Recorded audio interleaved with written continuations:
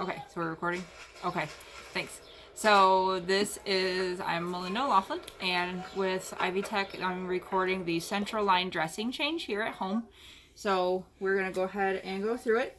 First, I would look in the computer and verify the order for the dressing change.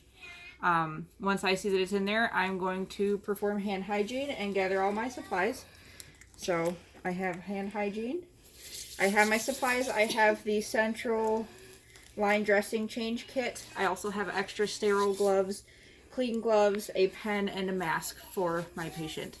So then I have my supplies. I'm going to go enter the room. Well, I'm already here. I'll knock on the door.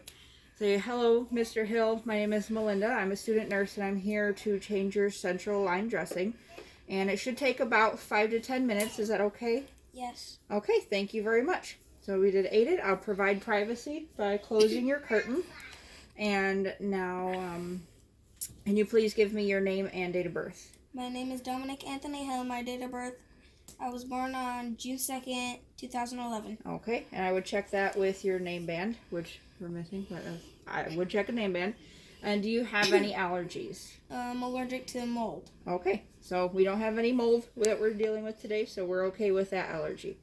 So I'm going to go ahead and I would adjust the bed at this time. So I would raise it to my waist level, which is why I am crouched next to him on a couch to where it's a comfortable working level. I would raise the head of the bed to at least 30 degrees or whatever would be comfortable for the patient and for myself to get this dressing changed. And then I will perform hand hygiene and put clean gloves on. Did I hygiene your arm? Sorry. Okay. I don't think so. Okay. So I have clean gloves on. And I have a mask for you, Mr. Hill. So I'll have you wear this mask during the procedure, and I'll also have you turn your face away if you're able to. So kind of learn. And can you scoot up a little bit on the couch, son? There we go. So that's a little better, closer to 30 degrees. So I have this. So I'm going to look at the dressing, and I'm going to look at where it's marked at, how far it's measured out, and I'm going to take it off, moving from distal to proximal to the body. And I keep my thumb on the catheter to make sure I don't pull the line off.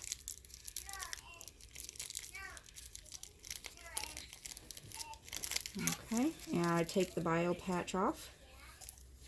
Okay, and at this time I would dispose of this, and I'm going to look at the site and look for any redness, swelling, signs of infection, discharge. Make sure that the sutures that are still there are intact. And then I'm going to go ahead and take off my clean gloves. Well, they're not clean anymore. And hand hygiene again. I will open my sterile kit. We'll do this. We have the gloves here. I'll open that. And, okay. Okay, so right now I have my sterile field is still prepared. I'm going to get this out of the kit. I won't be using that. And I have a sterile mask. So I'm going to take my mask off and put the sterile mask on. I'm only touching the inside of the mask and then the ear loops. Okay. Inside. Oh, that's not working. So my mask is no longer sterile because I touched the outside. But the mask is more to make sure that I don't breathe on the site while I'm wearing it. So I'm going to put on my sterile gloves.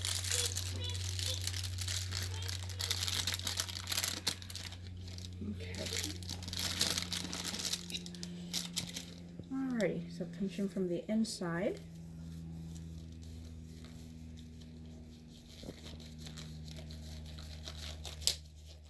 Oh, well, I tore my sterile glove, which is why I have my backup steriles.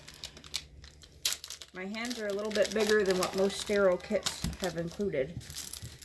So I've learned to love my second pair.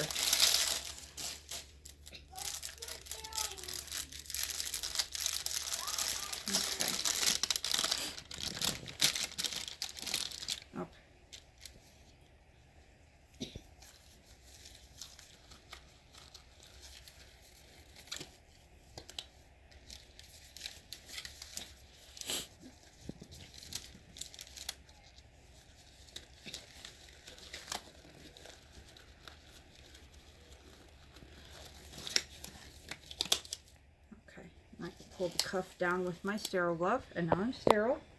Everything in the kit is still sterile. I'm going to take my ChloraPrep and squeeze it so it can crack. And then I'm going to start cleansing the site at the center first, where the insertion site is, and then work my way around in a circular motion. I'm going to get that nice and clean. I'm going to take my tweezers and lift the catheter itself and clean away from the insertion site.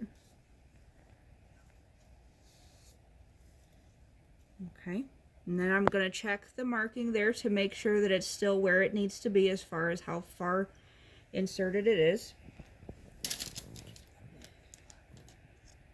Then most kits would also have a skin prep. This is a alcohol swab stick, but I had already cleaned with the ChloraPrep, so I would take, say if this were a skin prep, and I would go around where the skin, or where the dressing is going to be, and it's to protect the skin. Then I have another bio patch that we're going to put around here at the insertion site. If I can get in. There we go.